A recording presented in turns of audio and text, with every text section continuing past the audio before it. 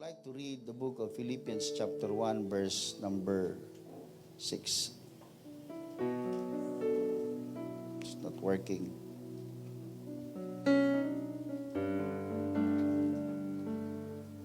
In Philippians chapter 1 verse 6, it says, in the New Living Translation, "And I am certain that God who began the good work within you will continue His work, until it is finally finished on the day when Christ Jesus returns." Look at this word from Paul, mga kapatid. When Paul is writing this letter, mga kapatid, he is in prison. At walang sino mang taong gugusto na ikaw ay mapunta sa kulungan. Hindi ko alam sa inyo kung kayo ay nakaranas ng makulong. But I know, though hindi ko naranasan yun, mga kapatid, but I know it's a miserable experience. It's a traumatic experience to be in prison. But look at Paul. He served the Lord, he preached the gospel of Jesus, but he ended up in prison.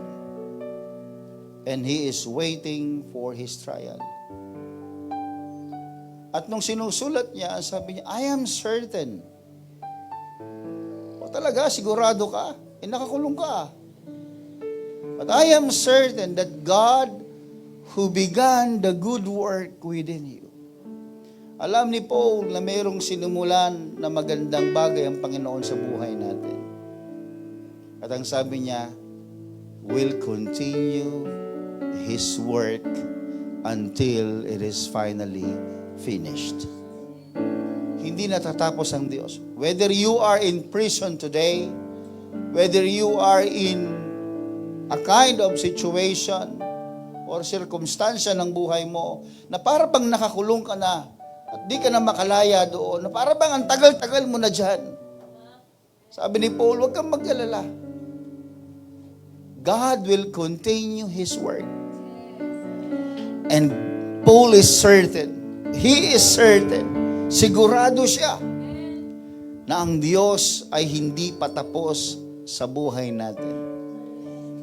Hanggang sa kanyang muling pagbabalik, dun makikita, mga kapatid, ang final output ng pagkakabiyaya ng Diyos sa buhay natin. Brethren, I would like to preach today the word that says, building in progress. Building in progress.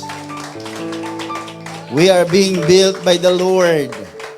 Tayo ay binubuo ng Panginoon. If you are in the situation, listen to me, kung ikaw ay nasa sitwasyon na para bang hindi mo maintindihan ngayon ang iyong kalagayan, it's okay. Pag nagtatayo ka, mga kapatid, marami pang kalat, may mga pako pang nakausli, marumi pa, may mga scaffolding pa, maaaring may mga bahagi pa ng bahay na wala pang bubong, wala pang dingding, wala pang semento. Hallelujah, but that is in progress, mga kapatid. One day, hallelujah, that building will be finished. Hallelujah, because God promised that He will continue building us. Can you clap your hands to the Lord? Hallelujah. Jesus, hallelujah, we trust, Lord, in you. We are certain, like Paul, that you are building us, Lord. Tinatayo mo kami, Panginoon, hallelujah. Binubuo mo kami, Panginoon, hallelujah. Sa gitna, O Diyos, hallelujah. Hallelujah, ng uncertainty. Tinatayo mo kami, Panginoon, binubuo mo kami, O Diyos. Pinagsasama-sama mo ang lahat ng mabubuting bagay, Panginoon, sa aming mga buhay. Oh, hallelujah. We bless your name, Jesus. And I pray you bless all these people, Lord, including your servant. Lord, we are dependent on you, Jesus, and we are certain that you are here today to bless us. Lord, hindi ko alam ang laman ng isip at puso ng aking mga kapatid, Panginoon. But definitely, I know, Jesus, ano man ang nangyayari sa kanila, they are building in progress. You are doing something, Lord, for them. And one day, hallelujah, it reflects all, Jesus, all what you have promised to us ay makikita naming lubusan, Panginoon. Bless us, Lord, as we continue this service. Lord, please preach to us. Let your Spirit move in this congregation. In Jesus' mighty name I pray. Amen and amen, Jesus. Thank you, Jesus. Hallelujah, hallelujah. Glory to His name. Glory to His name. You may be seated. Hallelujah. Jesus said that I will build my church. That's the claim of Jesus. That's the word of the Lord Jesus. I will build my church, sabi niya. And we all know, mga kapatid, that when God builds something, it's strong. Pag ang Diyos gumawa, matibay. Pag ang Diyos gumawa, reliable, mga kapatid. Mapagkakatiwalaan, and it's perfect. Hanggat hindi natin, mga kapatid, na totally nare-realize, ma-amaze tayo how God created this universe.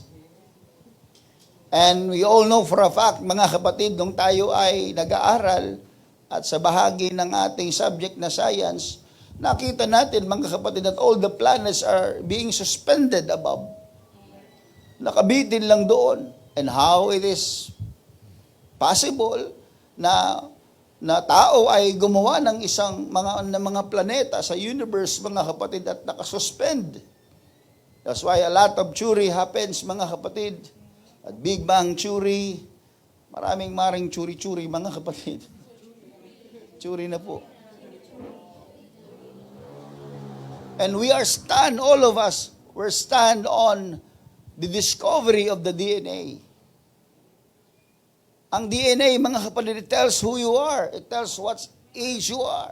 And it tells kung hanggang kailan ka mabubuhay. Wow, very sophisticated. At sino naka-invento ng DNA? Perfect, mga kapatid. It's amazing creation and building of the Lord.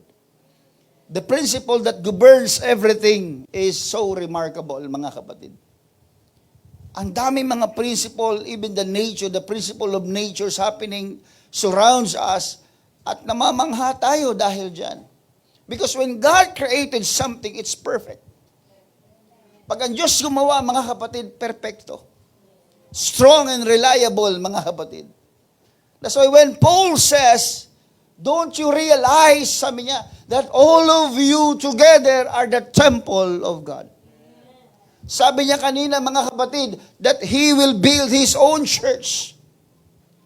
Hindi pagmamayari ni pastor, hindi pagmamayari ng organization. Ang sabi niya, magtatayo ako ng aking iglesia. That is His personal design, personal creation. Kaya ang sabi ni Paul na, don't you realize, all of you together are the temple of God. So yung sinasabi ni Kristo na magtatayo siya ng iglesia, ay tayo pala yun, mga kapatid. We are all the temple of God, and that the Spirit of God lives in us, mga kapatid. And Jesus cleared the temple in Matthew chapter 21, mga kapatid, because of the merchants. Nung pagdating ni Kristo, mga kapatid, doon sa templo, marami siyang nakitang mga nagtitinda ng kung ano-anong mga offering na pwede mong ihandog sa Panginoon bilang susunugin na handog. Kana sister, tagal mo na dyan. Sige, naawa ako sa iyo. Sige. Hinihintay niya pumunta ako dito eh. Sorry sister, masipag yung usher natin, mga kapatid. Amen. Palakpakan natin ang Panginoon.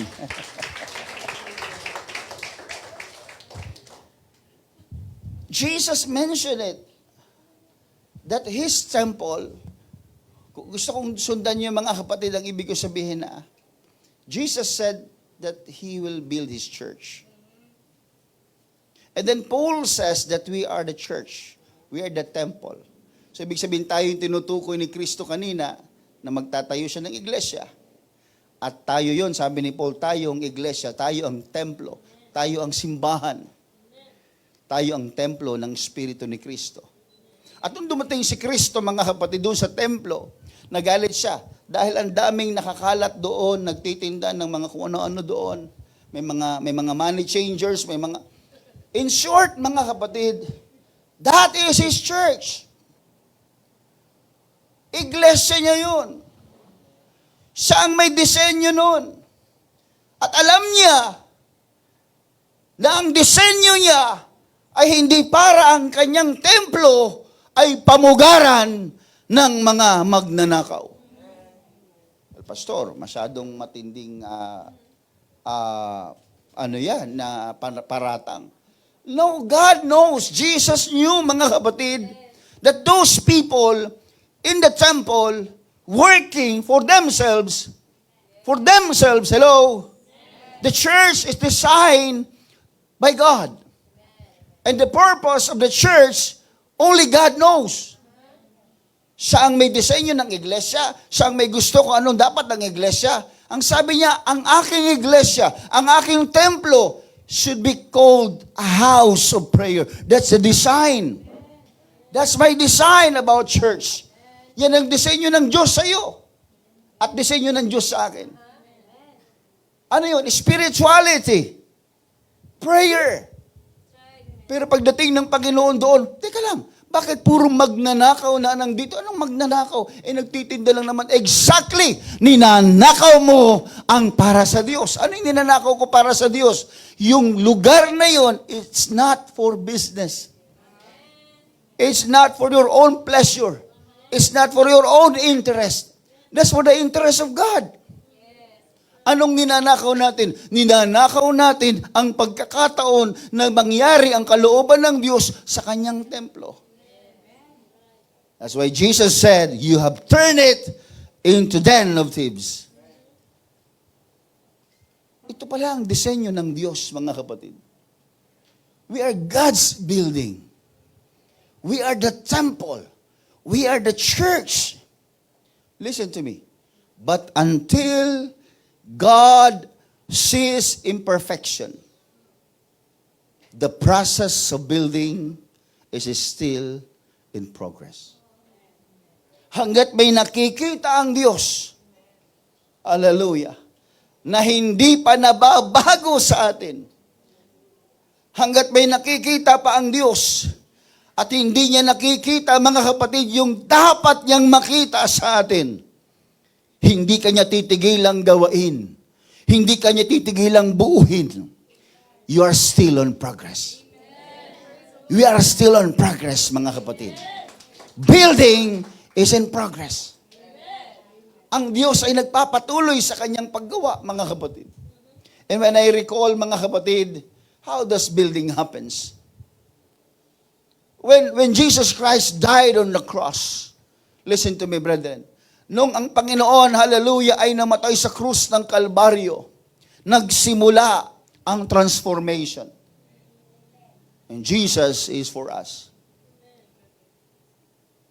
Kaya nung si Kristo, mga kapatid, hallelujah, ay binubuhat ang krus, binuhat niya yun hindi para sa kanyang sarili. Binuhat niya ang krus hindi para sa kanyang sariling pleasure. He carried the cross for the transformation of people. That's why he was there not for himself. He was there for us. That's the cross. Kaya nga sabi niya, tapos na. There is only one cross that could transform people. And that's the cross of Jesus Christ. Yung cross mo, sa'yo lang yan. Yung krus mo, hindi kaya niya magligtas ng tao. Ano ba naman tong asawa ko? Para ko siyang krus pasan-pasan araw-araw. Tapulan. Alam mo yung tapulan? Tamad. Ano ba naman yung anak ko? Tigas-tigas ng ulo. Sa yung krus ko sa buhay. Sa'yo lang yan. Pero ang krus ni Kristo, mga kapatid, masipag ka o tamad ka, may pinag-aralan ka o wala, bata ka o matanda, ang sabi ng Biblia, mga kapatid, ang krus ni Kristo ay may kakayang mag-transform ng tao. Yan ang kaligtasan na binigay ng Diyos. And when the cross was there, and you started to believe, hello, nandiyan po ba kayo? And when you started to believe, nung ikaw ay maniwala, then the transformation takes effect. Pwede magkatabi kayo ngayon? Pwede kayo magkatabi ngayon? Isa'y sumasampalataya, isa'y hindi. Pwedeng magkatabi kayo ngayon, parehas yung nakikita ang cross, parehas yung naiintindihan ang cross ni Kristo. Pero ang isa sa inyo nanampalataya, ang isa sa inyo nakatingin lamang sa cross. But when you start to believe, nung ikaw ay magsimulang maniwala sa ginawa ni Kristo sa krus ng Kalbaryo, doon lamang umiepekto yung transformation ng buhay mo. Kaya kahit isang buwan mo, isang taon mong turuan yung tao, kung walang paniniwala sa tinuturo ng salita ng Diyos, walang transformation mangyayari sa kanya. Walang pagbabagong nangyayari sa kanya. Kaya magtataka ka sa iba, mga kapatid, yung mga kapitbahay natin hindi makapaniwala. Bakit ganyan yung taong yan? Magsimula nung nagsimba, nag-iba na ugali niya para mas lalo siyang bumait.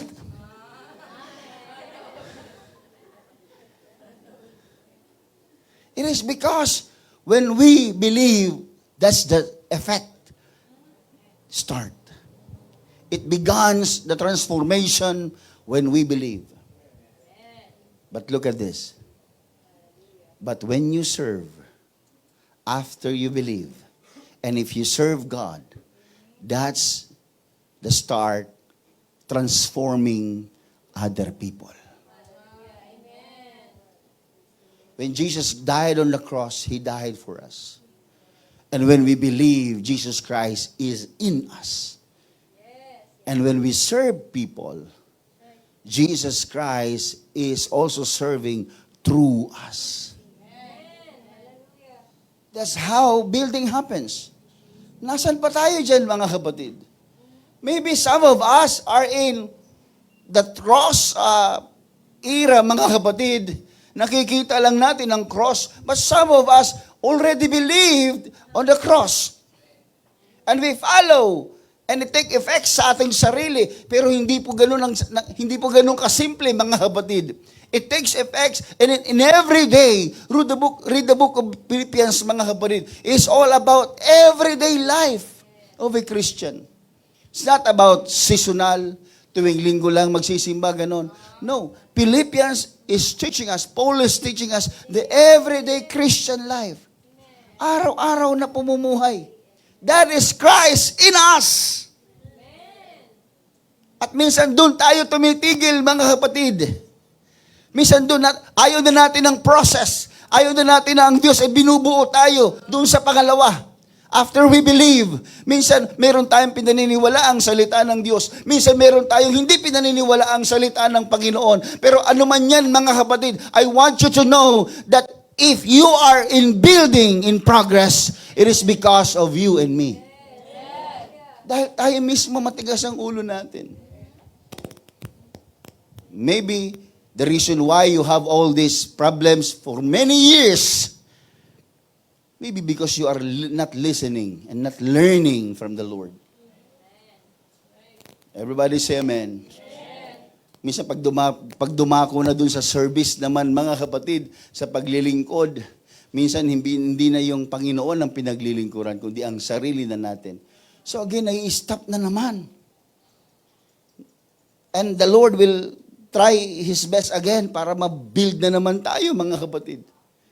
It is all about us, mga kapatid. Because the Lord is so committed to build us. Ang Diyos ay masyadong committed.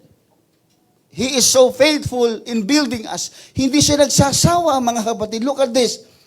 In 1 Corinthians, mga kapatid, chapter 1, verse 8, He will keep you strong to the end. He will keep you strong to the end.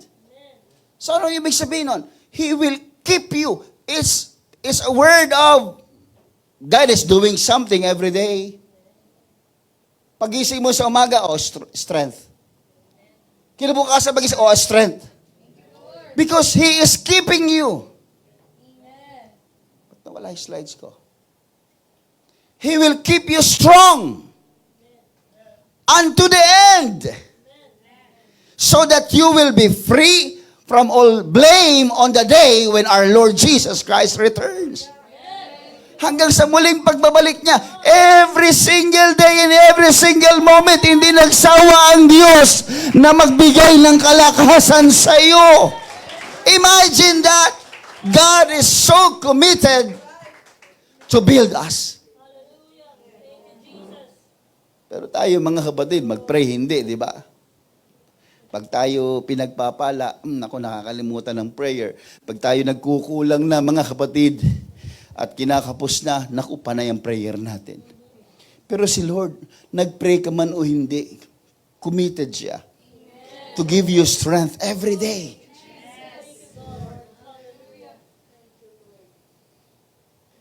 Next verse says, in 1 Thessalonians 3:13,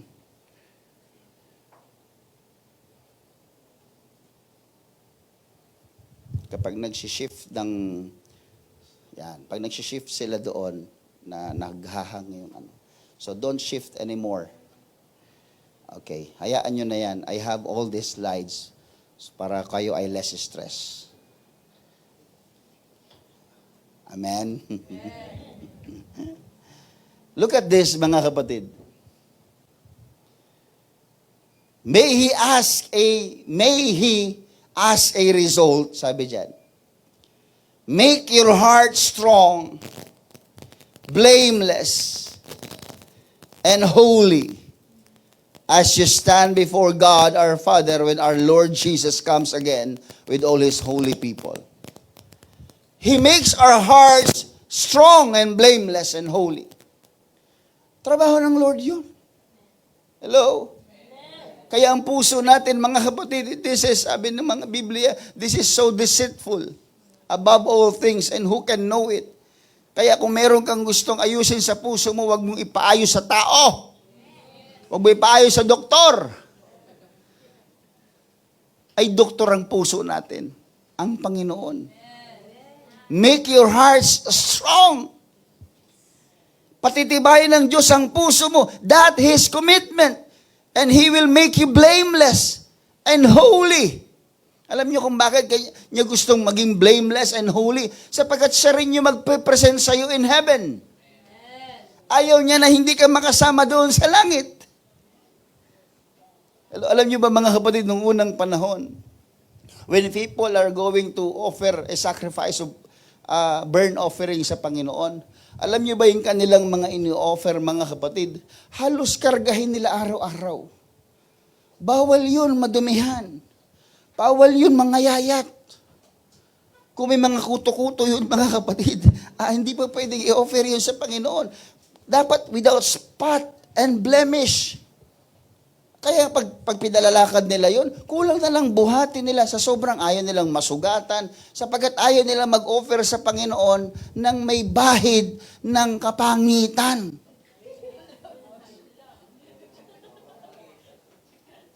Masyado naman kayo nasasaktan, mga kapatid. Naku niya ibig sabihin? He make your heart strong and blameless and holy. Kaya iniingatan ka ng Diyos, mga kapatid. Kasi gusto niya, pagdating ng marriage supper of the Lamb, nandun ka. Kasi gusto niya, pagtunog ng trumpeta at pag kinuha niya ang kanyang mga anak, kasama ka. That's why He is so committed to make you blameless and holy. Kaya pinititibay niya ang iyong puso, mga kapatid. The next verse says, Now may the God of peace make you holy in every way, and may your whole spirit and soul and body be kept blameless until our Lord Jesus Christ comes again. Talagang committed siya to make you holy, to preserve you. Ayaw niya na ikaw ay madumihan, mga kapatid. Ayaw niya na ikaw ay maiwan. Ayaw niya na ikaw ay masira. God is so committed to build you. That's why in 1 John, mga kapatid, sabi diyan, hanggang sa muling pagbabalik ng Panginoon, gusto niya, pagdating ng panahon, we will be like Him. Dear friends, we are already God's children, but He has not yet shown us what we will be like when Christ appears. Hello? Bakit niya tayo binubuo? Bakit niya tayo binibuild? Anong sabi niya? I will build my church. Gagawin ko ang aking iglesia. Bubuuhin ko ang aking templo. Bakit niya binubuo yung templo? Bakit niya ginagawa yung church? Bakit niya ginagawa tayo? Kasi gusto niya na tayo ay maging katulad niya. Everybody say amen. Kaya hindi trip-trip lang yun na, yung holiness, trip nyo na naman yung doctrine nyo na holiness, ano pa, yung worship nyo, ang ingay-ingay. What I'm trying to do, mga kapatid, is not ours. Hindi natin idea ito. Diyos ang may sabi nito, mga kapatid. Kaya natin patuloy na ginagawa kasi one day we will be arriving into the will of God. Ano yun? We will be appear like Him. Magiging katulad tayo ng Panginoon. Not to the extent na maging Diyos ka, but in all His characters, His attitude, magiging katulad tayo. Alam niyo mga kapatid, this is enough to say that God is not giving up on you. Hello? Hindi siya sumusuko sa iyo. Imagine mga kapatid, nagkasala ka kanina, ginawa ni Lord, I want to make you holy. I will give you strength. I will keep your heart strong. Kinabukasan na naman, hindi mo na naman siya naalala. Ano na naman ginawa ni Lord? I will keep you blameless. Siya yung nagpapatawad. Kaya mapansin niyo mga kapatid ng Diyos, walang never ending ang kanyang kapatawaran sa atin. Alam niyo kung bakit? Kasi gusto niya na matayo tayo. Mabuo niya tayo. Mabuo niya tayo ayon sa kanyang sariling wangis, ayon sa kanyang sariling kagustuhan, ayon sa kanyang sariling prinsipyo. Gusto niyang mabuo yung kanyang templo. Tayo yun, mga kapatid. Kaya, hindi po, it's enough to say, all of these verses, mga kapatid, it's enough to say that God is not giving up on you. Hindi sumusuko si Lord sa iyo. Kaya kung ikaw ay nakakaramdam ng discouragement at pakiramdam mo hindi ka kumpleto at pakiramdam mo na walang progress ang buhay mo, tandaan mo kapatid, may plano siya para sa iyo. He is making you strong. He is keeping you. He is not giving up on you. He is building you. Wow. Napakasarap maglingkod sa Panginoon, mga kapatid. Na kahit marami kang ups and down, kayang-kaya kang patawarin ng Panginoon because He believes that one day, mabubuo niya yung kanyang kalooban sa buhay mo. Wow. All the glory belongs to God. Sabi, makikita mo yung tao, itong taong to, pastor, dating addict yan, dating barumbado yan, dating palaawa yan, pero ngayon yung pastor, binago ng Panginoon. Well, bakit niya binago? Kasi design niya yun sa church. Design niya yun sa atin, sa templo niya. Kaya nga nung dumating siya doon, pinaghahagis niya yung mga lamesa ng mga money changers, nagtitinda ng mga tupa, mga kalapati, pinagtataob niya yun. Sabi niya, this is a house of prayer. Hindi dinisenyo yung templo para sa ganyan. Huwag mong pagbigyan ng panahon o pag-ubusan ng oras yung mga bagay na temporary. Hindi yan ang aking design sa church. Yan ang sabi niya. He wants to emphasize that the church is different from this outside world, mga kapatid. From this world. The church is different. You are different. Iba ka. Everybody say amen. Sabi mo sa katabi mo, ibang-iba ka na.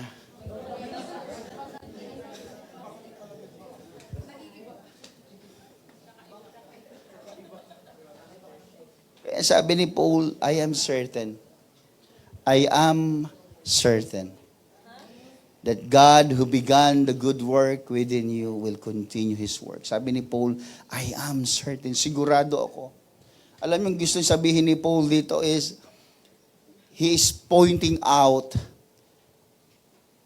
that we should not be certain in ourselves, but we should be certain on what God can do. We should be certain in the words of God. Hello? Huwag kang maging certain, huwag kang maging sure masyado. Kaya sabi ng hindi ka sure. Huwag ka mo masyadong isure yung sarili mo. In all your perseverance, in all your abilities, ang dami mong abilidad.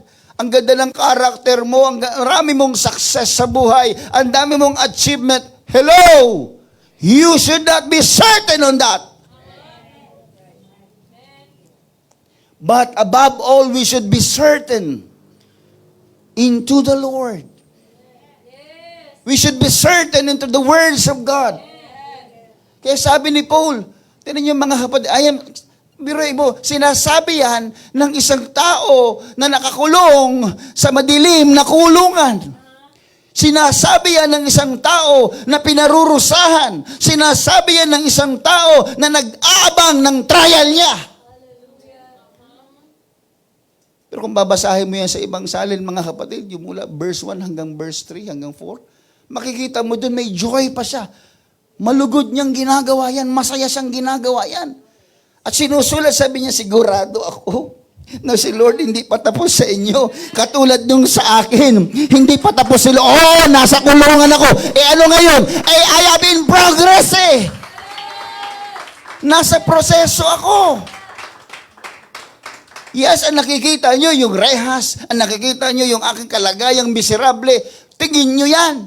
Pero sa tingin ng Diyos, that's normal. I am in progress. That's why I am certain that God who began the good work within you will continue His work.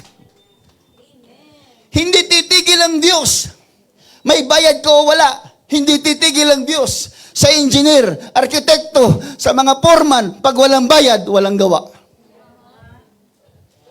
Kay Kristo, mga kapatid, sa Panginoon, nananalangin ka o hindi, nagsisimba ka o hindi, anong ginagawa ng Diyos? Nagpapatuloy siya sa kanyang katapatan. Gusto niyang ingatan ka, pagpalahig ka, palakasin ka.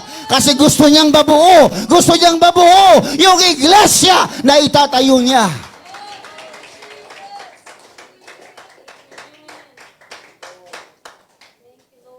Oh God, Jesus. Oy, sabi ni Paul, I am so confident. Anong tawag kay Paul yan? It's a settled conviction. Uga-ugain mo siya. Balibarigtarin mo siya. Ibitin mo siya ng patiwarik. Sasabihin niya pa rin, I am certain that God will continue His good work on you. Kahit anong sabihin mo sa Kanya. Kahit paluin mo siya ng maraming beses. Kahit hiwalayan pa siya ng kanyang uyab. Hiwalayan siya ng kanyang asawa o anuman. Talikuran siya ng marami niyang kaibigan. Hindi mo man siya pautagin. He is certain. Conviction yan. Settled yan. Hindi mauuga yan. Anong ang kanyang paniniwala? Ang paniniwala niya, kung may dinadaanan kang hindi maganda ngayon, huwag mong tingnan yan. Siguradong sigurado ako. Sabi niya, siguradong sigurado ako. May naggagawin ng Diyos na mabuti sa buhay mo.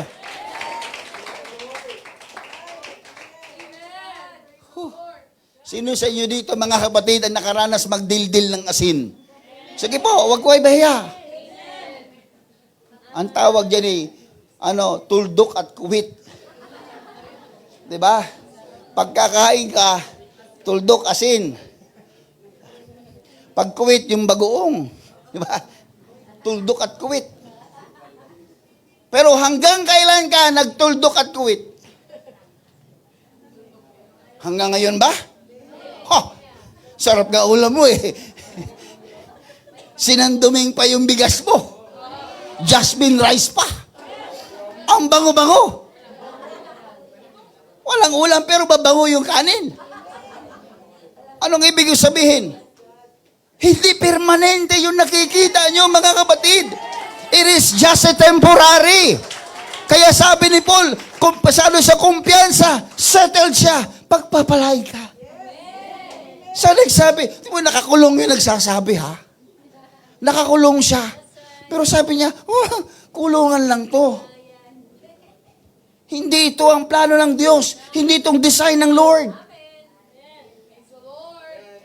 Kaya kung ginigipit ka ng marami, mga kapatid, o maging ng Bombay, kahit ginigipit kaya sabihin mo sa Bombay, hindi permanente ito. Sigurado ako, pagpapalain ako ng Diyos. Sigurado ako, ang Diyos ay gagawa ng marami pang mabubuting bagay sa buhay ko. Amen. O sabihin nyo yun sa Bombay pag uwi nyo mamaya.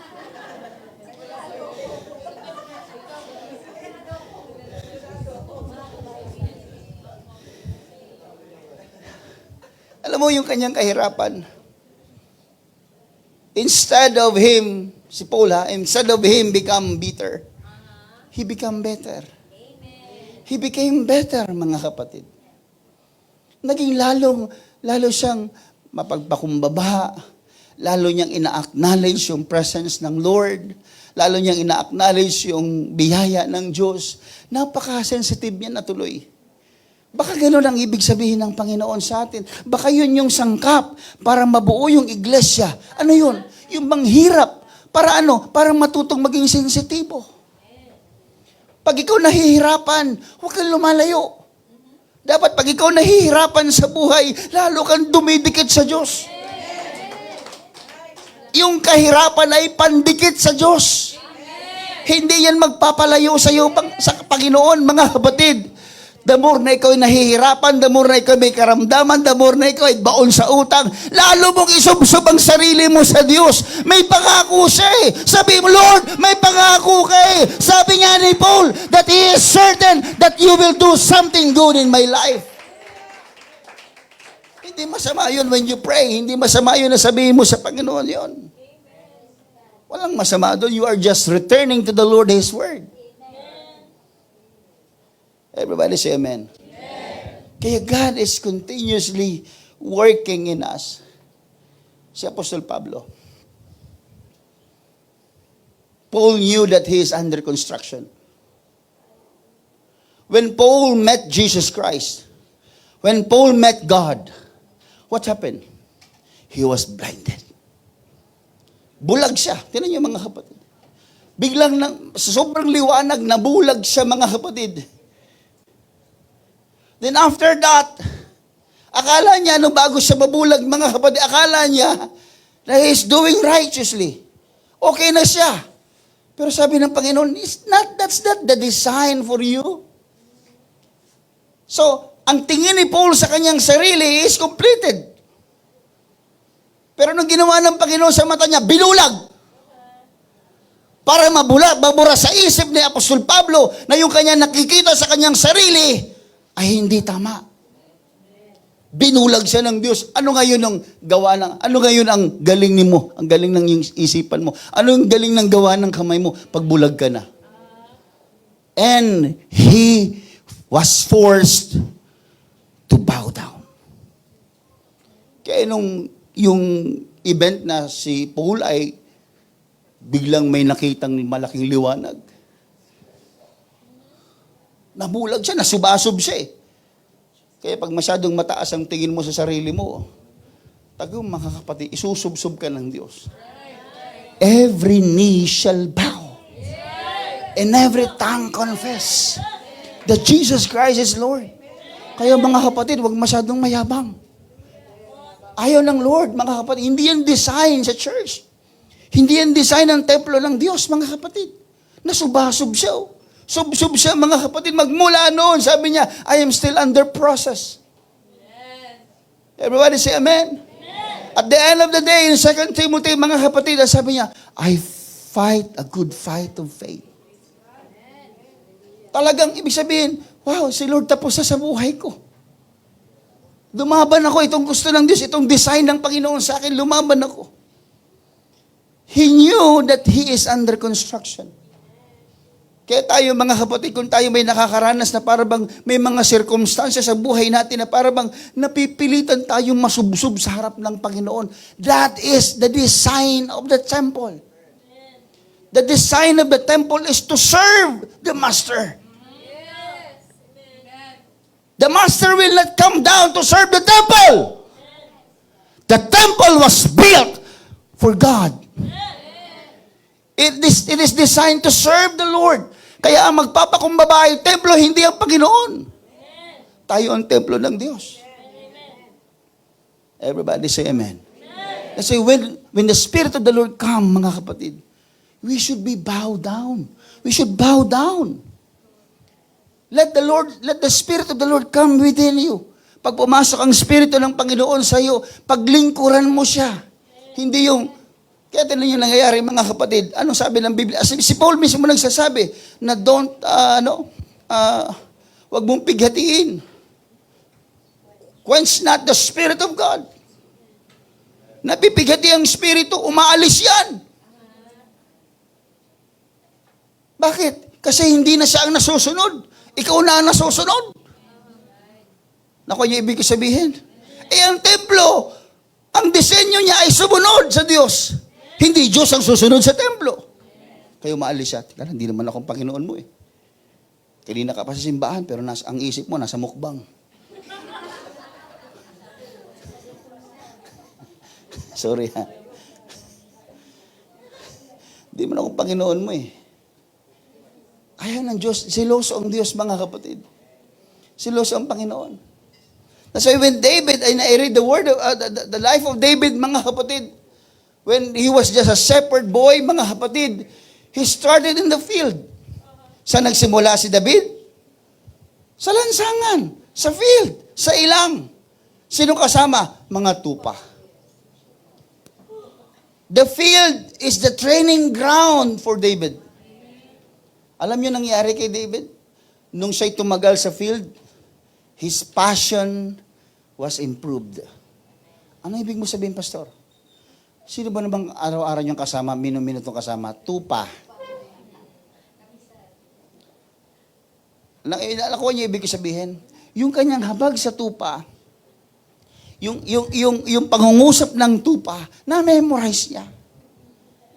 Oras na ng kain, dadali niya. Kaya pastulan, di ba? Siya nagsabi nun sa match, He leads me into the still waters. Experience niya yun eh. Pag oras na ng inom ng tubig ng mga tupa, dadalhin niya na yan. Oras ng kain, dadalhin niya na yan. Kaya palipat-lipat ang pastol nung unang panahon. Nag-improve yung kanyang compassion. Nag-improve yung kanyang passion rather, na mag-alaga. And then later on, ano nangyari mga kapatid? He's being rejected by many, mga kapatid. He's rejected. Di ba nung pupunta na doon nandun siya si David doon sa gera. Galit yung mga kuya niya. Kung kulit-kulit mo talaga. Nagpunta ka lang dito para manood ka ng gera eh. Ganun ang trato sa kanya. Rejected siya. Pero anong dinevelop ng Panginoon sa kanya? Yung determination. Kaya pag kayo nire-reject, huwag kayong palampa-lampa. Ayaw niya na sa akin. Ayaw na nila sa akin. Sige, ito na lang ako. No! You are being built by the Lord. Tinuturuan ka ng Diyos na magkaroon ng determinasyon. O nung dumating yung mga leon, sa panahon ni David, lalapain yung mga tupa. Anong ginawa niya, mga kapatid? He fight for it. Anong ibig sabihin nun? God is building him to be a brave pastor. Siyempre, inaalagaan niya yung mga tupa. Andiyan yung, ako yun eh. Kung si Martin siguro, nakakita ng leon, karipasan ng takbo sa bahay yun eh. Tay, may leon. Kasi mga to, bahala na sila dun tayo.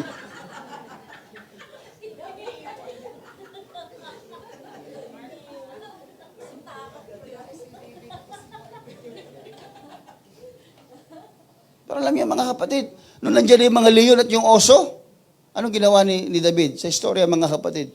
Nilabanan niya. May slingshot siya, di ba? Alam niyo, pag ikaw nandoon sa ganyang klase ng challenge, wala kang ibang choice kundi magtiwala sa Diyos. Ano, paslit yan eh, oh. Lalabanan mo leon. O, para kang, alam mo yung pusa, di ba? Palakihin mo yan ng mga 100 times. Ayan, yan ang leon. Para siyang pusa. Pero 100 times ang laki. At ang palad nun, mas malaki pa sa ulo mo. Palad pa lang ha. Pag ikaw nandiyan sa ganyang klase ng challenge, mga kapatid, just like David, wala siyang ibang choice kundi magtiwala sa Diyos. Kaya ano yung na-improve kay David? Trust to the Lord. Nung humarap siya kay Goliath, mga kapatid, pagdating niya kay Goliath, sabi niya, I come in the name of my God. Anong ibig sabihin nun? Pag ikaw nga nandun na sa ganong klase sitwasyon, may atrasan pa ba? Wala, i-rebuke mo na lang. Pangalan ni Jesus lang eh. Kaya sabi niya, nagpunta ka dito, dala-dala mo yung sibat mo at yung iyong sandata. Ako nagpunta sa pangalan ng aking Diyos. Wala ka lang ibang sasabihin eh. Alam sabihin mo, nandito ako para sibatin ka, para ano yung tiradurin ka. Tawanan ka lang nun.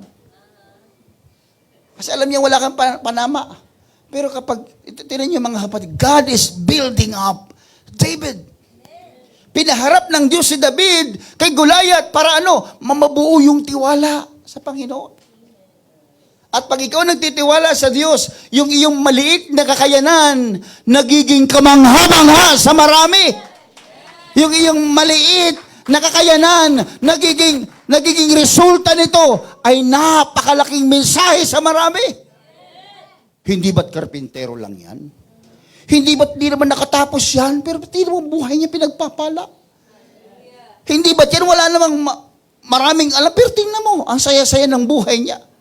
Yung maliit mong kakayanan, pinalalaki ng Diyos sa marami. Namamangha yung marami. Ba't yung taong yan, hindi naman yan nakapag-aral. Tingnan mo, ang buhay nila, ang simple-simple, ang payapa-yapa. Anong ibig sabihin nun? It is because you trust God. Ito na, nung si David, yan, mahulog kay Bathsheba. Babae talaga ang panuway eh. Sorry ha, joke lang yun, joke lang. But it's part of his development. Look at, tingnan niyo maigi. Bathsheba was part of David's development. Tingnan niyo maigi mga kapatid. He became more sensitive. Pagkatapos na nangyari kay Bathsheba, ano nangyari kay David? He was so sensitive into the presence of the Lord. Nag-improve yung kanyang relationship sa Panginoon. And as a result, mga kapatid, alam niyo ba, kung hindi dahil kay David, hindi maibabalik sa Jerusalem ang center of worship. Pero sa paghahari ni David, na ibalik sa Israel ang Jerusalem as the center of worship for God. Dahil sa kanyang paghahari. Saan nagsimula ang batang yan? Sa pagpapastol. Saan nagsimula ang batang yan? Sa isang mahirap, isang klase ng mababang uri ng hanap buhay. Hindi kilala, hindi ninanais. Pero alam nyo, si David, mga kapatid, okay lang sa kanya na siya'y binibuild ng Panginoon. Kaya pansinin nyo yung sinabi niya dyan. The Lord will work out His plans for my life. Magmula pa nung sinabi niya, the Lord will work out His plans for my life. For your faithful love, O Lord, endures forever. Don't abandon me, for you made me. Ginawa mo ko, Lord, ba't mo ko iiwan? May gagawin ka sa buhay ko. Ayon sa iyong plano, huwag mo akong iiwan. Kasi ikaw gumawa sa akin eh. Ikaw may disenyo sa akin, Lord. Kita ninyo kahit harapin niya si Goliath, wala siyang problema. Bakit? Eh kung disenyo ng Diyos na harapin ko yung Goliath, ano magagawa ko? Kaya hindi ako iiwan ng Diyos kasi ginawa niya ako. Dinisenyo niya ako. Plano niya ako. Hello? Are you encouraged today, mga kapatid? Do you feel the word of the Lord today? Hallelujah, struck in our hearts, mga kapatid. Masyado minsan tayo nang hihina sa tingin natin sa ating mga sarili, mga kapatid. But me personally, I was amazed with the message of the Lord. He designed us. Dinisenyo niya tayo. And yet, you look at yourself, tinitingnan mo ang sarili mo, parang walang magagawa, parang, no, that's not the design of God. Kaya nga sabi ni David, work out His plans for my life. God is working out His plans. Pwede ba nating sambahin ang Panginoon, mga kapatid? Oh, I feel the presence of the Lord in this congregation, mga kapatid. Now, this man came from being a peasant hanggang sa maging prince, mga kapatid. Or from prince down to peasant. Wala naman siyang muwang nun eh. Nung lumaki siya, nandun na siya sa Ehipto eh. Nandun na siya sa hari, mga kapatid, sa Parao. Lumaki siyang marangya, mga kapatid. Kung material lang, pera lang, katanyagan lang, kasikatan lang, walang problema kay Moses yun nung siya nandun. Bilang prinsipe. But God designed him not like that. Dinisenyo siya ng Diyos na hindi ganon. Binuo siya ng Diyos. Maaaring kanyang umpisa sa tingin mo maganda. Pero, no, that's not. I want to rebuild Moses. Minsan may ginagawa tayo, katulad ni Eva at Adan, mga kapatid, tumahin ang damit nila. Ang sabi, no, that's not the design. Hindi yan ang disenyo ng damit na gusto ko sa inyo. And God killed an innocent lamb at ibinihis niya sa mag-asawa. You get the point? Except the Lord build the house. Maliban na ang Diyos ang magtayo ng tahanan, lahat ng iyong ginagawa ay baliwala. Kaya dito, mga kapatid, Moses was already grown up. Prinsipe na siya eh. May singsing na, may mga sundalo na. Prinsipe na siya. But look at the design of God into the life of Moses. From being a prince, down to being a peasant. Paligtad.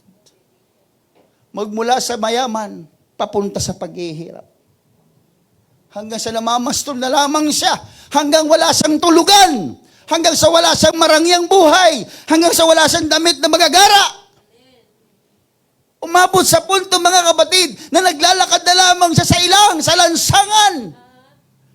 Tingnan niyo, mga kapatid, pag ang Diyos gumawa, pag ang Diyos nagdisenyo, sa umpisa parang pangit eh. Parang hindi naman ganyan yata yung gusto ng Lord. Parang hindi maka-Diyos yung disenyo. No. Don't question God.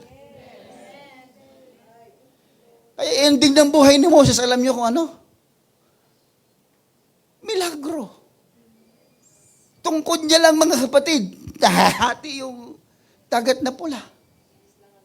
10 salot, mga kapatid. Alam niyo yung istorya. Sunday school time pa lang ninyo, alam niyo na yan, mga kapatid. He was designed by God differently. Kaya kung ikaw, ba't ganito, Panginoon, dati naman akong meron na. Pero tignan yung buhay ko para, maybe God designed you in a little different from other people. Sabi ng Panginoon sa kanya, kausapin mo yung bato, maglalabas ng tubig yan, uhon-uhon ng mga tao. So sobrang inis niya sa mga tao, hinampas niya yung bato. Ano nangyari? Pinatay ba siya ng Diyos? Hindi siya pinatay ng Panginoon. Hindi siya pinatulan ng Diyos. Alam niyo kung bakit, mga kapatid? Because that's part of His building. Na napuputol minsan yung pisi ng pasensya mo eh. Sabi niya pa, Lord, wag mo na kaming dalhin doon kung di ka namin kasama. At kung hindi mo mapapatawad to mga taong to, Lord, burahin mo na rin ako dyan. Sa aklat ng buhay. Pinatulan ba siya ng Diyos?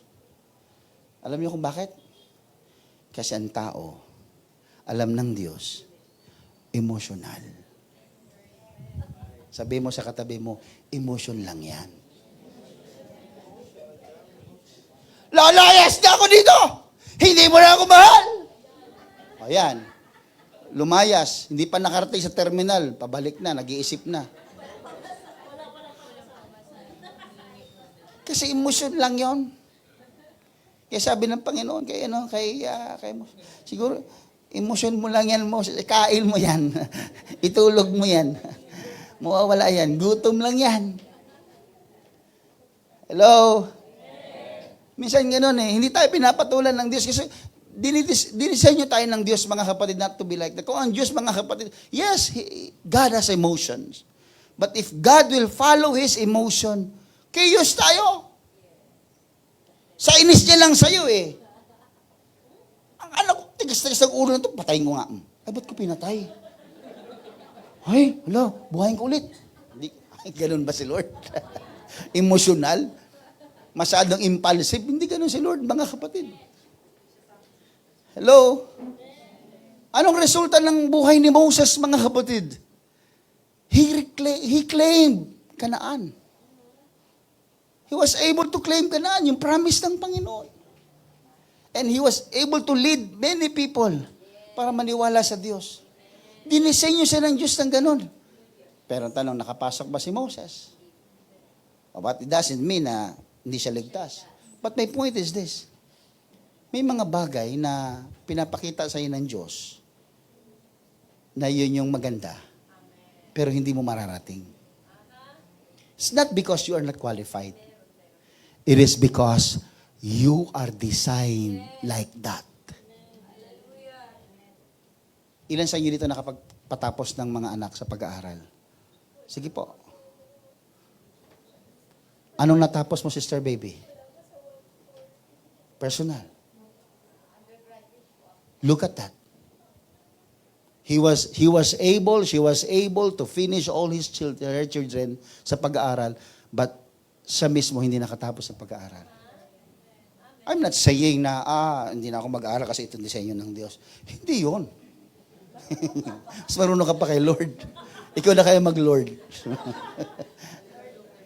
Nakuha niyo ibig sabihin? Kaya wag mo siyang, ano ba yan? Yung iba kong classmate, ano na sila, nasa Hong Kong na, nasa Brunei na, nasa Japan na. Puro naman yata pangit yung. Sige, sa iba na lang. Huwag mo siyang kainggitan. God designed you to be like that. Kung ikaw nagpapatuloy, matapat ka, at ganyan ang inaabot mo, that's the sign of the Lord to you. Pero hindi ibig sabihin niya ng disenyo mo at mababa sa paningin ng iba ay hanggang dyan ka lang. No. God is fulfilling something in your life na hindi mo alam. Pamilya pa nga lang pinag-uusapan, di ka nakatapos, pero mga anak mo nakatapos, professional, nagtatrabaho, gaganda ang buhay. Anong nabig sabihin nun? May kanya-kanya. God designed the temple according His own will, mga kapatid. Everybody say amen. And I was so amazed, mga kapatid, itong si Joseph. Nakuha niyo yung buhay niya, mga kapatid. He was just a little boy na paborito, fathers, papas boy. Papas boy yan mga kapatid eh. Ginawan siya ng magandang tunika, ng magandang damit, mga kapatid, di ba? Pero nangyari, kinamuhian siya ng kanyang mga kapatid. Anong ginawa? He was thrown into the pit. Inihagis doon, mga kapatid. He was loved by one, but he was rejected by many. Mahal na mahal siya ng tatay niya, pero ayaw na ayaw sa kanya ng mga kapatid niya. Ayaw na naman yung mapalanaginipin. Tulog kasi ng tulog. Panaginip ng panaginip. Ayaw sa kanya ng mga kuya niya. Ano nangyari mga kapatid? Hinagi siya doon sa balon. Napunta siya sa pit. Inahon siya. Anong ginawa ng Panginoon? Akala natin nung siya inahon, wow, ito inahon na ako ng Panginoon. Saan naman siya dinala? Presuhan naman. Okay na sana di ba? In-upgrade lang ni Lord. Di ba? From ground floor, a lower ground, naging ground floor. Pero sumunta sa first floor. After the prison, he was elected and promoted as the prince in the palace. Tingnan mo yung disenyo ng Diyos sa buhay niya. Diba?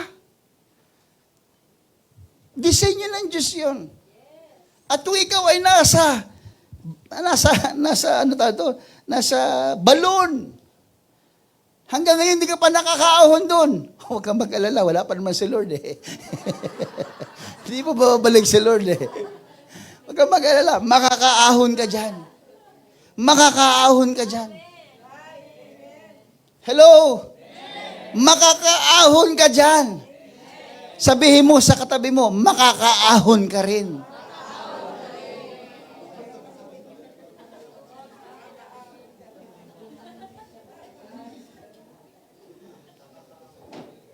How tragic is that? But it is God's design and God's development. It's the building of God. Kapag ang Diyos nagtayo, may mga tinatayo siya sa buhay natin na mahirap paniwalaan. Yan nagsisilbing poste ng disenyo ng Diyos sa buhay mo. Minsan may mga dinadaanan kang sobrang lalim at sobrang hirap at bigat. Isipin mo na lang, mga poste yan na sumusuporta sa pagkatao mo. May mga bagay na madaling ikabit. May mga bagay na madaling gawin sa buhay. Mga pintura, yung mga, yung mga magagaan lang. Kisame, yung kitang-kita, yung ganyan. Semento, flooring, ang dadali niyan. Pero pag pinag-uusapan ng pundasyon, mga kapatid, it took you years sa buhay para ito ay mabuo. At pag nabuo na yan, unti-unting ilalatag ng Diyos, mga kapatid, yung mga bagay na madadali na lang sa buhay. Kaya kayo, kahit anong gawin sa'yo, hindi ka nauuga. Daming problema, hindi ka nauuga. Bakit? Nakapundasyon na sa'yo eh. Kaya kung ngayon medyo nahihirapan ka pa, isipin mo pundasyon yan. Huwag kang titigil dyan. Huwag kang susuko dyan, mga kapatid. Hindi ka sinusukuan ng Diyos. Di ba, it's enough for us na marinig natin yung mga mensahe na yun, mga verses na yun, mga kapatid. Scriptures telling us that God is so committed, mga kapatid. And what happened to Joseph? After na siya ay fully built ng Panginoon, he was able to save a lot of people from the famine. Maging pamilya niya, na-save niya sa gutom. Alam niyo kung bakit? Tiniis ni Joseph yung proseso. Alam niyang binubuo siya ng Panginoon. Kahit na nasa ilalim siya ng bangin o ng bangin ng balon. Alam niya na isang araw makakaahon siya doon. Nakaahon siya sa hindi naman magandang pamamaraan. Naikulong naman siya doon. But still, the Bible says if you are going to read the life of Joseph, the Bible is always saying, and the Lord was with Joseph. Pag ang Diyos may ginagawa sa buhay mo, kasama mo siya palagi. Oh God, thank you, Jesus.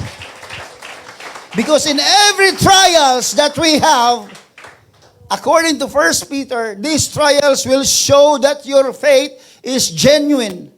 It is being tested as fire tests and purifies gold. Though your faith is far more precious than mere gold, so when your faith remains strong through many trials, it will bring you much praise and glory and honor on the day when Jesus Christ is revealed to the whole world. Kung hahayaan mo lang daw na ikaw ay testingin, subukin, na para bang ginto na dinadarang sa apoy, hayaan mo lang daw, bagamat yan ay mainit, pero anong sabi niya? It will bring you much praise.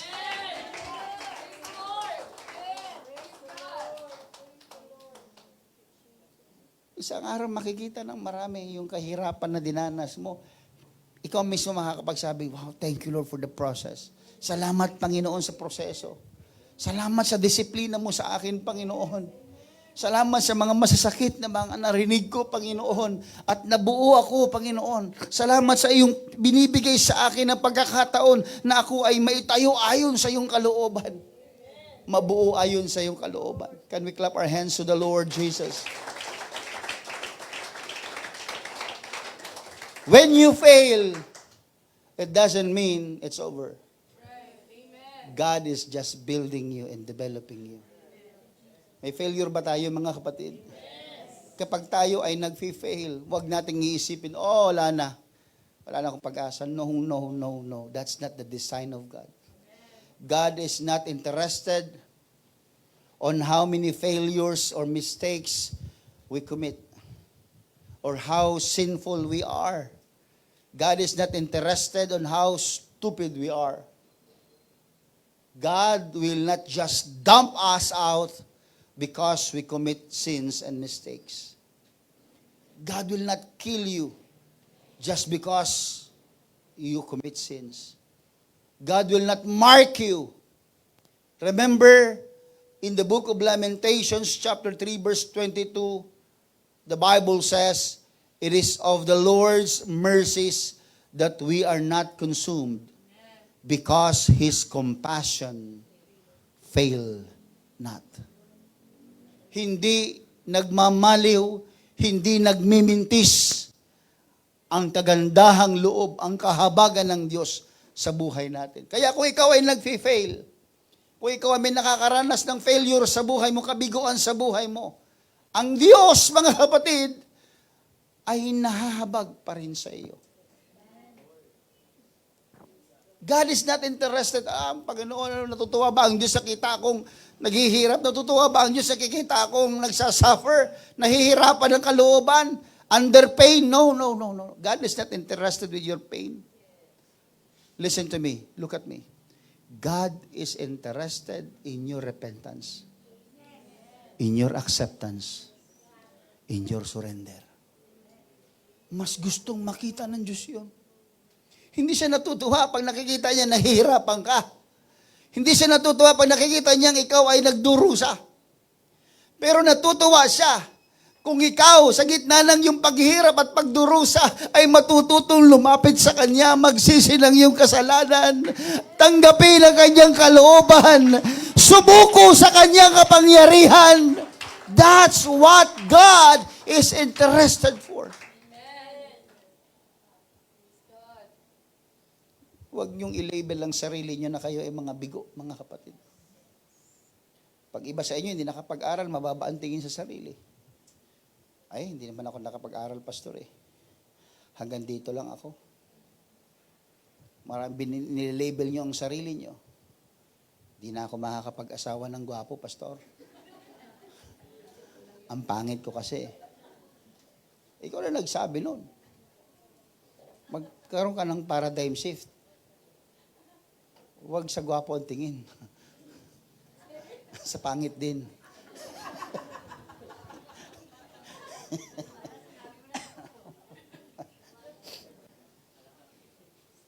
Di na ako makakasurvive, pastor, sa buhay na ito.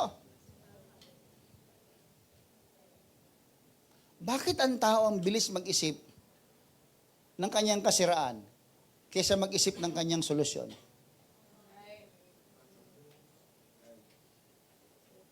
Hindi niyo ba alam ng lahat ng mga heroes of faith sa Biblia ay dumaan sa failures?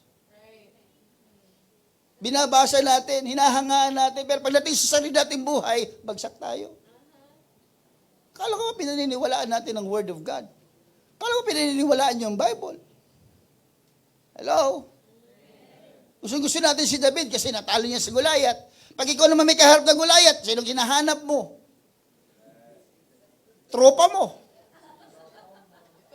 Sabi ni JB, toropa. Tara mga toropa. Toropa. Ba't ganon? Naniniwala tayo, mga kapatid. Ang daming mga Bible characters, ang daming mga storya sa Biblia. Talagang naniniwala tayo. Pero pag dumarating sa buhay natin, ang hirap natin siyang i-apply. Bakit kaya? Because we focus on our failures. Kapag puro failure mo ang nasa isip mo, mga kapatid, Adam and Eve failed. But God didn't kill them. Hindi naman sila pinatay ng Diyos eh. They was just separated from the place wherein God's design. Pero binigyan sila ng Diyos opportunity to continue. Because God looked at them not as a failure. God designed them. God formed them. Ikaw nga eh. Hindi ka ba manghihinaya kung ikaw gumawa ng isang bagay at masisira lang? Diyos pa kaya? Ginawa niya tayo ayon sa kanyang wangis. Kaya He did all His best, mga kapatid. Kahit buhay niya, ibibigay niya, itinaya niya, mapanumbalik niya lang yung disenyo na ginawa niya sa buhay natin, mga kapatid. How about David, mga kapatid? Dahil ba nagkasala siya against Bathsheba? Did God counted that to him? Hindi po. He was able to continue as a king. Though may mga consequences, but he's still the king of Israel. How about Elijah? Di ba? Lord, patyan ako, Lord. Ilonggo gali siya. Patayin mo na ako, Lord. Patyan ako. Waman ko babulig sa imuya.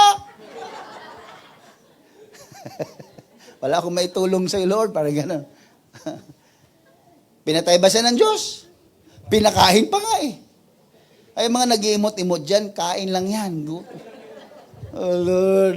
Alam mo, may mga kaibigan kayo nga na imot-imot sa bahay. Nako mga kapatid, imbitahin mo magsangyup yan, ang bilis niyan.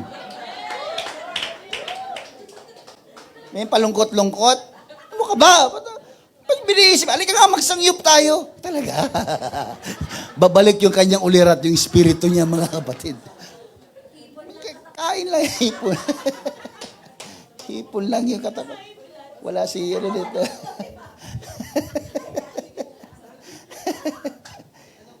Si Pedro, he denied God 3 times, but God didn't count him those denials.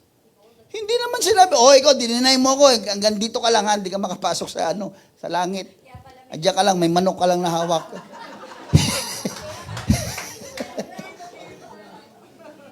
Hindi.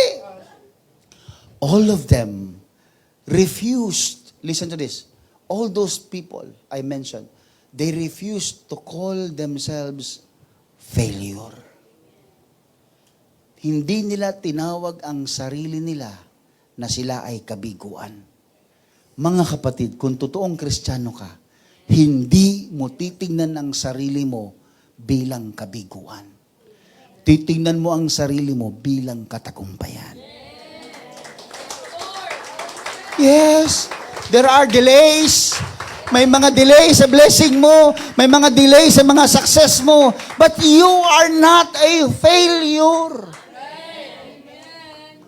Kasi yung mga magulang naman, naririnig siya ng mga anak, talaga wala ka nang ginawang, ang bubo-bubo mo talaga, wala ka nang ibang ginawa, malas ka sa buhay ko, sinakal na lang dapat kita noon pa. Tinakpan na lang sanang yung ilong mo at di ka nakahinga.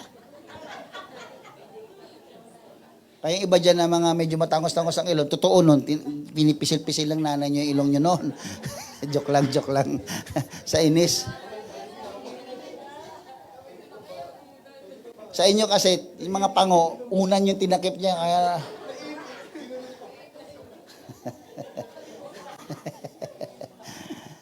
No. There are, alam niyo mga kapatid, the more you hear, kaya mga kapatid, kaya nga kinukorek sa atin ng Panginoon ito eh. When your parents tell you something, Alam niyo, parents, I want you to realize this. Your words are same like a blessing or a curse. The more you throw curse to your children, it happens. Alam niyo kung bakit? Ephesians chapter 6 verse 1. Diba? Igalang mo ang iyong ama at ina sapagkat yan ang unang utos na may pangako. Anong pangako? Anong pangako? Because when you have the blessings of the parents, it gives life on you. But if you have the curse, baligtarin mo, of your parents, patay na yung magulang mo, yung buhay mo ganun pa rin. Walang nagbabago. Alam niyo kung bakit? Because may kapangyarihan sa bibig ng ating mga magulang. Bless your parents. Kahit na sila ay hindi ka bless, i-bless nyo pa rin sila. Igalang nyo pa rin sila. Kasi pag sila nagsabi, ang anak ko, ang bait-bait nito, mangyayari yan sa buhay mo. Nagbibitaw sila ng sumpa at nagbibitaw din yan ng pagpapala. There is power in the spoken words. Kaya pag kayo binubungangaan ng inyong mga magulang, wala nyo lang. Huwag nyo silang patulan. Kasi, ano nila yun eh. Ang baligtarin mo, pag binubungangaan ka, huwag kang magalit. O ito 1,000 oh.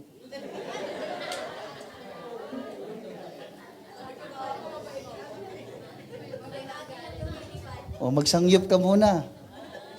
Nanay Marmi, huwag ka na maingay. O ito 1,000, magsangyop. Ang sasabihin niya, ang bait-bait talaga ng anak ko. O yun, mangyayari na sa buhay niya yun, kabaitan. Ako yung ibig ko sabihin, si pastor tinuturuan yung mga magulang. Hindi po. Yun po talaga yun eh.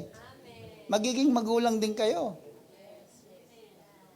Alam nyo yan, may kapangyarihan. Kasi kayo ba, gusto nyo ba ng anak nyo ay bastardo? Gusto nyo bang anak nyo ay failure? Di ba hindi naman? Kaya tinan nyo, inaaway ng classmate nyo yun doon. Sino kinakampihan nyo? Yung classmate? May sira ka na kung yung classmate na kakampihan mo.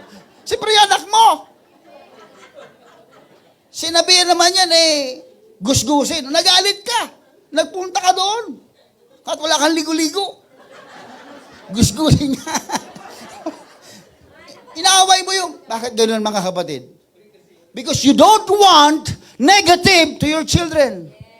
You don't want curse or failures to your children. Kaya ganoon din ang Lord. Kaya tinan mo yung lumalabas sa bibig ng Panginoon. Purong magaganda. Kasi ayaw ng Diyos na manahin natin ang pangit. Bagamat ganoon ka na, pero hindi yan ang ibig sabihin ni Lord. Hindi sa mukha, walang mukha. Yung buhay ba, pangit na buhay. Ayaw ng Diyos yun. Nililiwanag ko, pangit na buhay. O sabi mo sa katabi mo, pangit na buhay. Yan. Pinaghiwalay mo pa, pastor eh.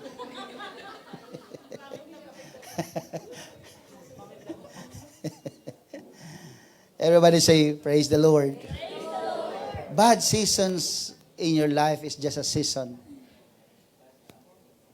It does not mean that you are failure pag may mga bad season kayo sa buhay. It's not the end of your life. It's just a new chapter. Alam niyo yun? Diba, pag nanonood kayo ng mga ano, di ba, ng mga telenovela, ano yun? Ano yun? Yung Cardo, ano pa? Yung mga Koreano, di ba, ganon? Wala nang, Quiapo na, batang Quiapo na. Sunod, batang Las Piñas naman yan. Maraming bata kasi, di ba? Ano pa? Bata batuta, kung gusto nyo, di ba? Maraming bata. Oo. Alam nyo mga kapatid, it's just a new chapter. Pag nanonood nga kayo, di ba? Yung nangyari kay ganito, pangit. Sunod na chapter, sunod na episode, iba na may papakita. Ang buhay ay ganun lang. Kung kayo ay may bad chapter ngayon, it's just a chapter of your life. It's not your entire life. Kung ikaw ay yung, hiniwalayan ka, nag-away kayo, o maraming hindi magandang nangyari sa buhay mo, it's just that a particular chapter ng buhay mo. Move on. May next chapter pa eh. Hindi naman sinabi the end eh. Diba? I-flip mo lang yung page ng book, nandun ulit yun, bago na naman.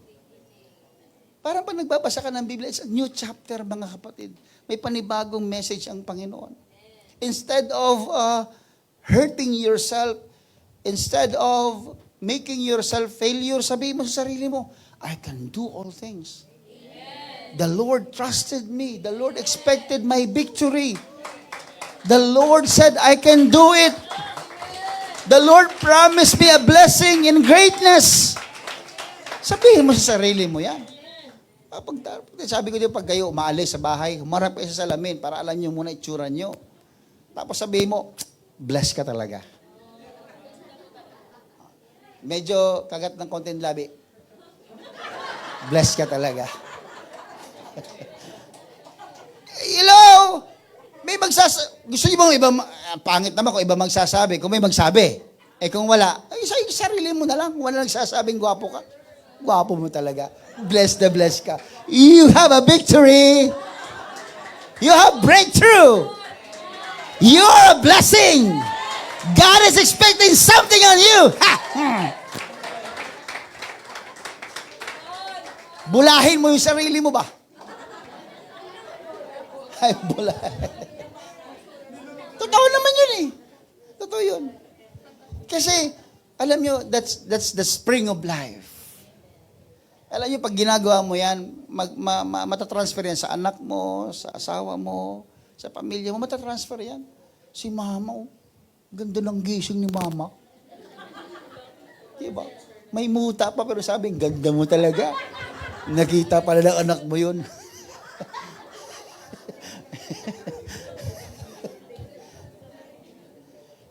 Diba?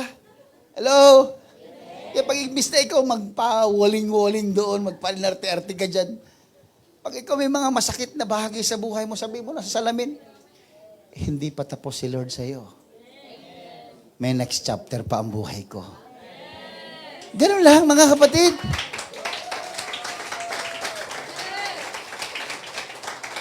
Medyo, hindi pa tapos ang Diyos sa buhay mo. Ganun ba? Hindi pa tapos ang Diyos sa buhay mo. Wala, bigat na bigat ka na eh. Dapat may konting believe sa sarili. Design ka ng Lord eh. Huwag na, di ka na maulit eh. Diba? Ito si Samson, mga kapatid. Nakakaawa. Pero ito yung nangyari sa buhay ni Samson. Pero kung titignan mo sa positive side, di ba nagkamali siya? Sa bandang huli, bumalik yung lakas niya eh. Kasi inisip niya, no, there's still God. God is not yet finished in my building. Kaya kinulaps siya, bumalik yung lakas niya. Si Rahab, patutot mga kapatid, is a prostitute. Bandang huli, ano nangyari? Sa lahi ni Rahab nanggaling ang lahi ni Jesus Christ. Manggagaling sa lahi ng patutot ang Panginoon natin. Kita niyo yung salaman, mga kapatid sa flesh. Tingnan mo kung gaano dinisenyo ng Diyos yan. Kung ang Diyos, kung tao ang titingin, husga, hindi ka pwede, marumi ka eh. Yung lahi mo hanggang sa pinakababa ng pinakasaling lahi, marumi na yan. Noong Panginoon, hindi. Pag nilinis ka, malinis ka. Kaya walang makapag-husga. Kaya ang demonyo, asar talo sa Diyos eh. Kasi pag sinabi ng Panginoon, sige Niel, anak ko yan. Balot yan ng dugo ko. Pinatawad ko na yan. Sabi ng demonyo, Lord, paminsan-minsan nagda-doubt yan.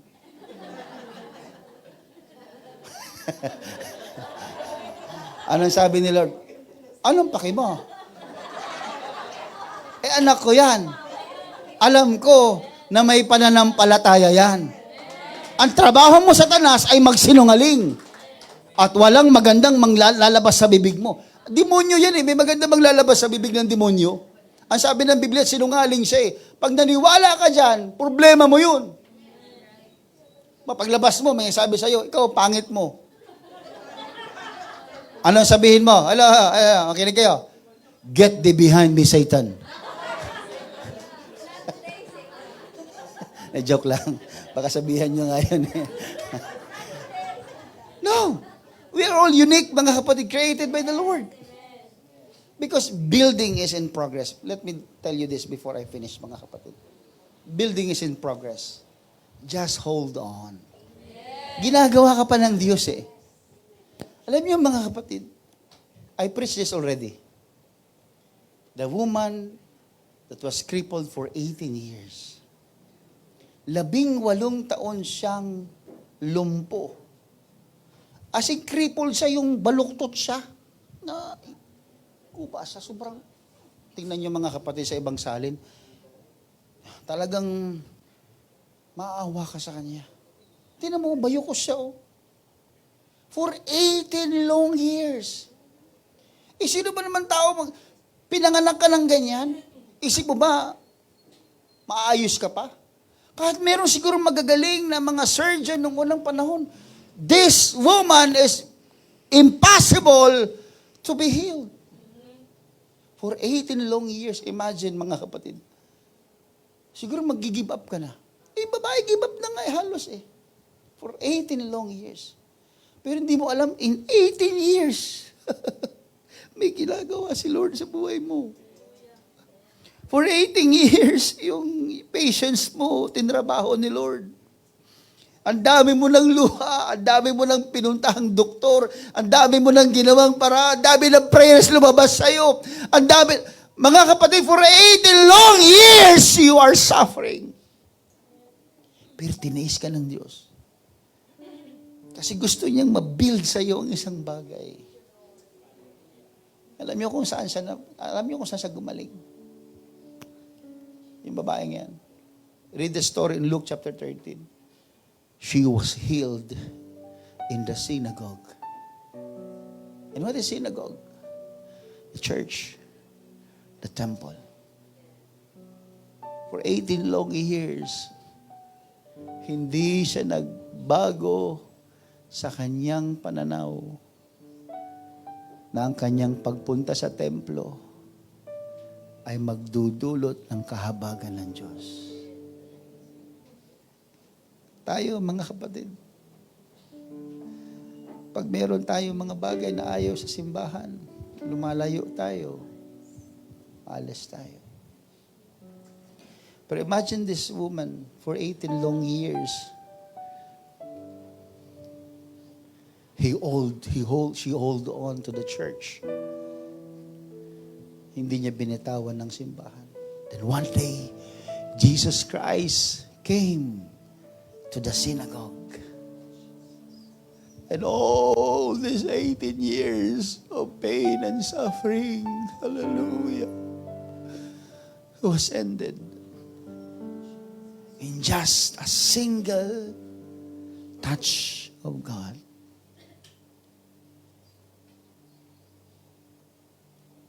God is building you.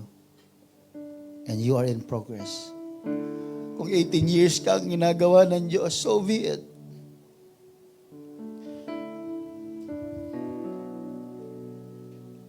I found this Bartimaeus. He had the reason to quit. Bulag siya. He is miserable. Ano ba mang makikita mo, bulag ka nga. Pati pag-asa, hindi niya na nakikita, mga kapatid. But there was one time that when he heard that Jesus is coming, he shouted the more. He shouted louder. And I asked myself, bakit ba malakas ang sigaw ni Bartimaeus? Because he cannot see anything. He feel alone. Pakiramdam niya, nag-iisa lang siya. Pakiramdam niya, walang nakakaunawa sa kanya. Pakiramdam niya, miserable siya. That's why when the disciples rebuke him, sumigaw siya ng mas malakas. And if we're going to paraphrase the shout of Bartimaeus, it seems like, Jesus, thou son of David, I am alone. Nag-iisa lang ako, Panginoon. And I don't see anything.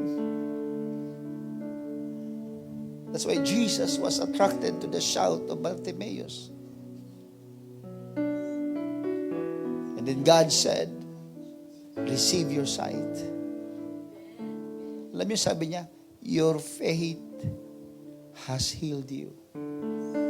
Kung ipaparaphrase ko yan, your faith has built you.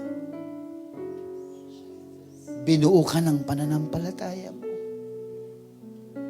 Binuo ka ng iyong paniniwala. Ibinalik ng iyong paniniwala ang iyong paningin. Inayos ng iyong paniniwala ang iyong buhay. Alam niyo mga kapatid, just like Jesus, Bartimaeus hold on to Jesus. The woman with crippled condition for 18 years holds on to Jesus. Hindi niya binitawan si Jesus. Hindi nila binitawan ang Panginoon. Just like Jesus holding onto the cross, mga kapatid. He didn't leave the cross. Hindi mo mababasa sa Biblia na iniwan ni Kristo ang mabigat na cross. He didn't leave the cross. He embraced and accepted the cross. He didn't rejected the pain. He didn't rejected the thorns. He didn't rejected the torture. He didn't rejected and avoided death. Tinanggap niya lahat yan, mga kapatid. Kahit gaano kasakit, kahit gaano ka-torture, kahit gaano kalalim ang baon ng tinig sa kanyang ulo, sa kanyang noo, mga kapatid. Kahit alam niyang mamamatay siya, he didn't rejected that. He hold on to the cross. He wrestled with the sins of people. He feels alone. Kaya nga sumigaw siya, my God, why thou hast forsaken me? Because Jesus felt that he was alone. But you know, church, he never gave up. He never gave up. When you are thinking of surrendering because of the negative things happening in your life, think about it. The building is in progress. God cost him so much in providing salvation. Alam niyo ba that he gave up his humanity? He gave us his human will. He gave up his human pride. He gave up his privacy. His right to protect himself. His right to live peacefully. In the book of Philippians chapter 2 verse 7 says, but made himself of no reputation, and took upon him the form of a servant, and was made in the likeness of men. And being found in the fashion of as a man, he humbled himself, and became obedient unto death, even the death of the cross. Church, he gave up his humanity, but not heaven. He gave up his humanity, but not you and me. He loved us so much. He forgets himself, but not us. He left heaven, but not us. Iniwan niya, hallelujah, ang kanyang sarili, pero tayo hindi niya iniwan. Iniwan niya, mga kapatid, ang langit, pero tayo hindi niya iniwan.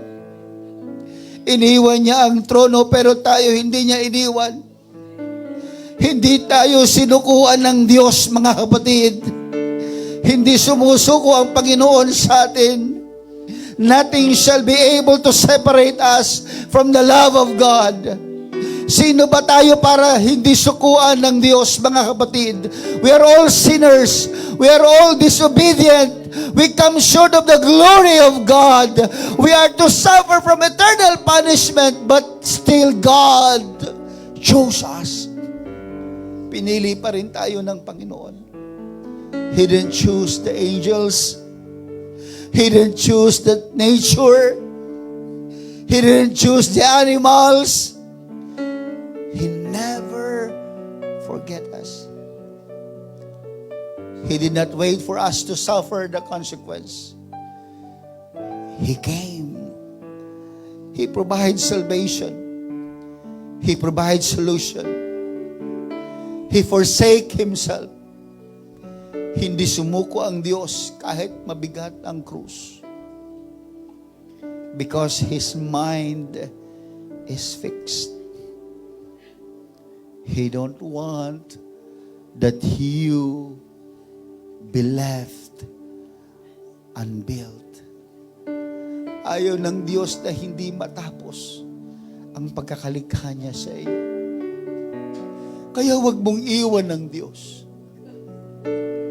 Iwan mo ang iyong nakaraan pero hindi ang Diyos. Sapagkat ang Diyos man, iniwan niya ang kanyang langit para lamang sa iyo. Hallelujah! Iniwan niya ang kanyang humanity pero hindi ikaw. Kinalimutan niya ang kanyang human pride pero hindi ikaw. And now, here you are thinking that you are a failure. No! You are not a failure. You are just building in progress. Hindi pa tapos ang Diyos sa iyo. May ginagawa pa ang Diyos sa iyo. May gagawin pa ang Diyos sa iyo.